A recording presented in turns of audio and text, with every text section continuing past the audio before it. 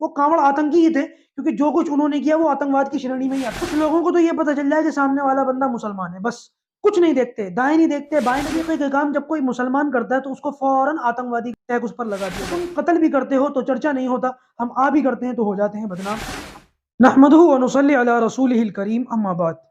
उम्मीद करता हूँ कि आप तमाम साथी खैर आफियत से होंगे। मुल्क के अंदर बहुत सारी जगहों पर फितने फैल रहे हैं, कहीं पर भी झगड़े हो जाते हैं, कहीं पर भी फसाद हो जाता है। कुछ लोगों को तो ये पता चल जाए कि सामने वाला बंदा मुसलमान है, बस कुछ नहीं देखते, दाएं नहीं देखते, बाएं नहीं देखते, और मुसलमानों को जो है वो भेड़ बकरी की तरह ट्रीट करना शुरू कर देते, बल्कि शायद उससे भी ज्यादा। अभी सुनने में आया कि कुछ कांवड़ आतंकियों ने, वो कांवड़ आतंकी ही थे, क्योंकि जो कुछ उन्होंने किया वो आतंकवाद की श्रेणी में ही आता है। किसी बंदे को मारना, उसको परेशान करना, पीटना, क्योंकि इस तरीके के काम जब कोई मुसलमान करता है तो उसको फौरन आतंकवादी टैग उस पर लगा दिया जाता है। हालांकि मुसलमानों के अंदर इस तरीके के कारनामे करने वालों का रेशियो बहुत कम है, बहुत कम। और गैर कौमों के अंदर इस तरीके के काम कारनामे करने वालों का रेशियो बहुत ज्यादा है, फिर भी उनको कांवड़ कह दिया जाता है, गौरक्षक कह दिया जाता है। आतंकवादी का लेवल उन पर नहीं लगाया जाता, आतंकवादी का, दहशतगर्दी का टैग उनके ऊपर नहीं लगाया जाता। ये लोगों की हिपोक्रेसी। बहरहाल हरिद्वार के पास का ये वाकया बताया जा रहा है कि कुछ कांवड़ वहां पर बैठे हुए आराम कर रहे थे।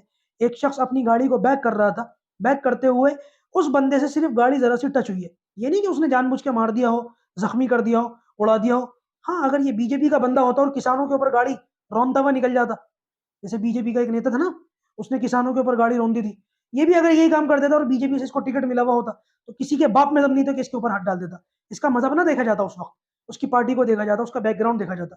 बहरहाल इस बंदे ने इस गाड़ी को बैक करते हुए गाड़ी जरा सी टच कर दी, जाने अनजाने में हो गई।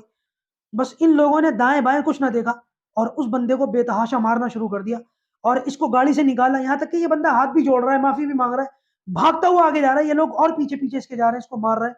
इसकी गाड़ी उलट दी, गाड़ी के अंदर बैठी हुई फैमिली थी, उन लोगों का भी ख्याल नहीं किया। बस सिर्फ मुसलमान होने की वजह से ये मामला किए गए।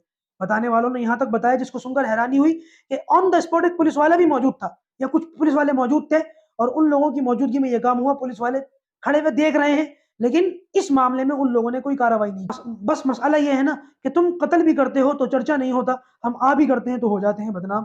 हमारा सिर्फ मजहब देखा जाता है, और इसी को तो कहते हैं कि अमृतकाल चल रहा है।